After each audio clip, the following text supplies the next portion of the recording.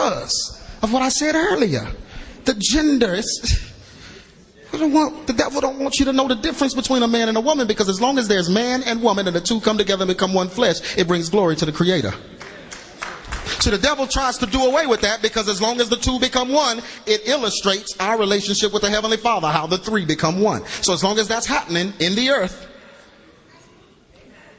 the devil can't show himself. But the minute two can't become one, he gets glory. That's why every time homosexuality overtook a culture of people, God destroyed it. Listen,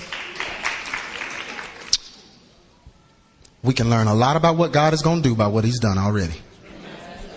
Every time a culture did that, God destroyed them. Why did he destroy them? Because they no longer carried his image. If they don't carry his image, he can't use them.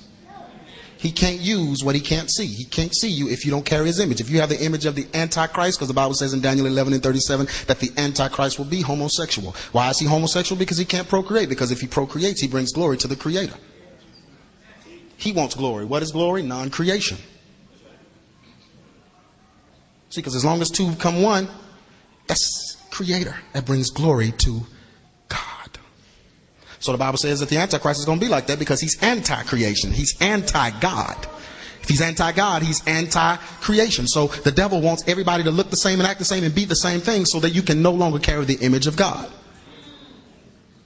Because I asked God, I said, God, what is up with this homosexual and lesbian thing? I mean, what is going on? And God said, just read it in the Bible. And if you read it in the Bible, anytime a culture or a group of people gave themselves to homosexuality, God destroyed them. He wiped them away. He didn't send them a prophet. He didn't send them a preacher. He didn't send them a word. Never. I'm serious. I mean, come on. No, in Jonah's day, Nineveh, they got corrupt. God sent a preacher. God sent Jeremiah to the house of Judah, to Israel. Elijah. He sent prophets to help people, didn't he? To help them. He sent them to tell all them pastors, you got to start doing this. Children, you got to start doing this. You got to do this, you got to do this, or God going to destroy. He always warned them. But when it was homosexuality, he'd send somebody and say, okay, I got to get all God's people out of here. And we...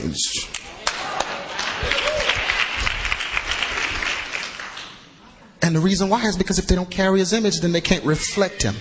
They can't reflect him. The Bible says it like this in Romans 1. Down at the bottom it says that they can't retain the knowledge of God. They refuse to retain it. They can't keep the knowledge of God in that body that does not acknowledge him. Because that body is no longer in his image. His image is male and female.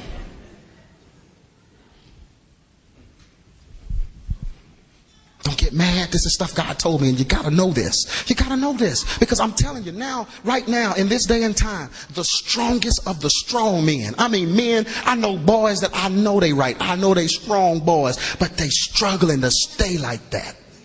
They tell me, man, I get these thoughts of homosexuality. They said, man, Craig, you know me, right? I said, yeah, I know you. He said, you know I'm a man, right? I said, yeah, I know. He said, you know I'm a real man. I said, yeah, I know. He said, but for some reason, at night, or when I get to myself, it's just a thought. He said, I don't do nothing, but this thought comes. I said, you know where that thought comes from? It's coming from what you're entertaining. Because every television show now has a gay couple.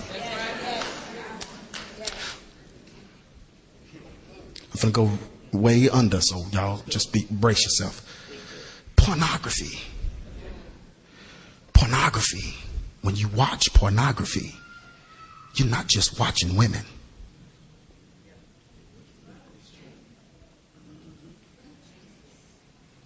You're watching men and women. So the enemy takes your vision and he causes you to begin to desire all that you see. That's why young teenage girls, they watch artists like Beyonce and Jennifer Lopez. Listen to what I'm saying. Y'all better listen to what I'm saying.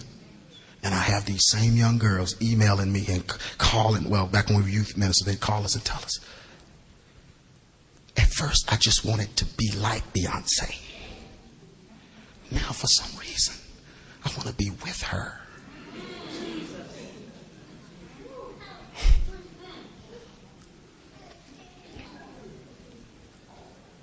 We are living in this day, y'all. It's just that day. The strongest girls, the strongest boys are getting questions. Because the music, the videos, every popular movie has two women kissing now. Every TV show has two women kissing. They keep showing it and showing it and showing it. Madonna said something that is very powerful. Listen.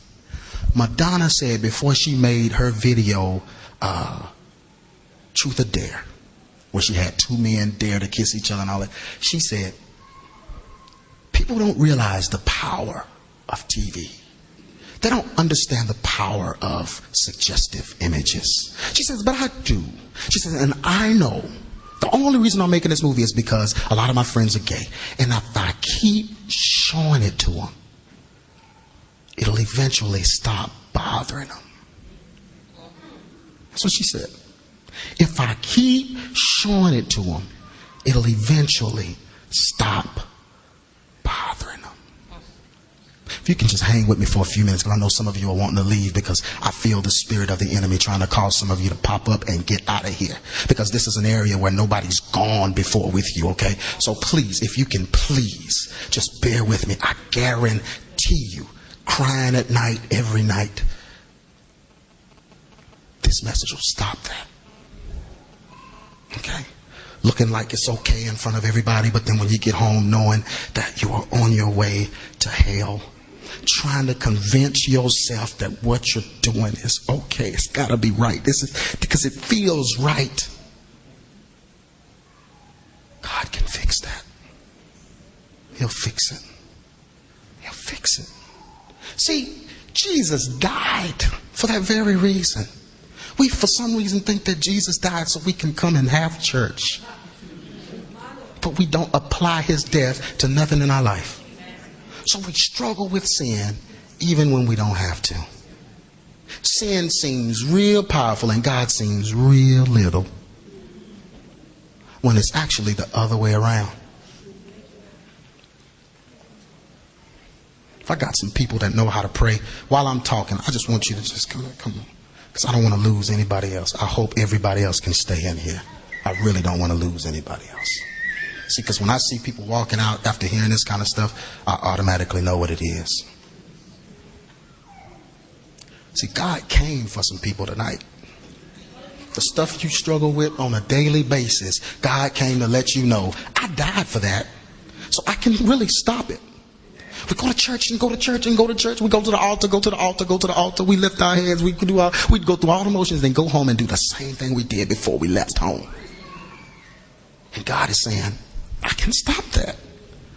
I remember, just give me a few minutes if you can. Can y'all give me a few more minutes? I remember when my dad died, which was a very sad situation. My dad was 53 years old when he died of cancer. He was a pastor that pastored for 20 years of my life and gave it up.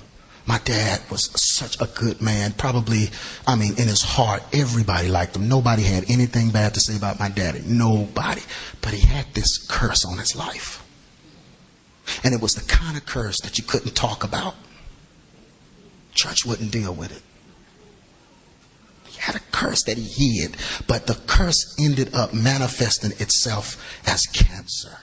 Because see, one thing you got to realize is that our bodies are not designed to inhabit emotional distresses. If our body tries to keep an emotional issue in for an amount of years, it will always physically manifest itself into a sickness. That's why our church people die of high blood pressure, and they struggle with sugar, and they struggle with that because see, they'll get up and they'll testify and they'll say, I thank God for my life, my health, and my strength. But they can never say, I thank God for healing me, because they can't get healed. Because their sickness is linked to a spiritual sickness. But the Holy Spirit spoke to me and told